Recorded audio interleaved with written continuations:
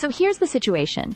Russia is facing a serious challenge in Syria. Despite Bashar al-Assad's downfall in December, the Kremlin is still holding on to its military bases in the country, trying to maintain its influence in both the Middle East and the Mediterranean. But Syria's interim government isn't making it easy. They're demanding that Russia pay a hefty price for its past involvement, including reparations for the destruction caused by Russian military operations. And on top of that, they're even pushing for the extradition of Assad himself.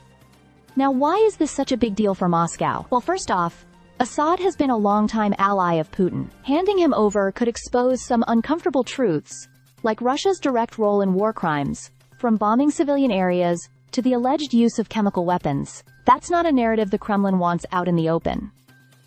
And then there's Putin's infamous loyalty code. If he gives up Assad, it sends a message to other world leaders and allies. Russia doesn't always protect its own. That's a dangerous precedent for a country that relies heavily on global partnerships, both official and under the table. Meanwhile, the EU is making its stance clear. They've said that any potential financial aid to Syria will only come if Russian bases are removed from Syrian territory. This puts the Kremlin in a tough spot. Russia has been operating out of its naval base in Tartus since the Soviet era, and its air base in Khmeimim has been crucial for military operations. These locations aren't just about Syria. They give Russia strategic access to the Mediterranean and beyond. Losing them would be a major setback. And here's another twist. There are rumors that Russia is already eyeing a backup plan. Reports suggest that they're in talks to establish a new military base in Benghazi, Libya. If that's true, it means the Kremlin is preparing for a future where Syria is no longer an option. But Libya isn't exactly a stable alternative. With ongoing civil conflict, maintaining security for Russian personnel and equipment would be a logistical nightmare.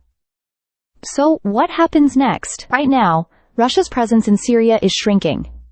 The number of Russian troops on the ground has reportedly dropped from thousands to just a few hundreds.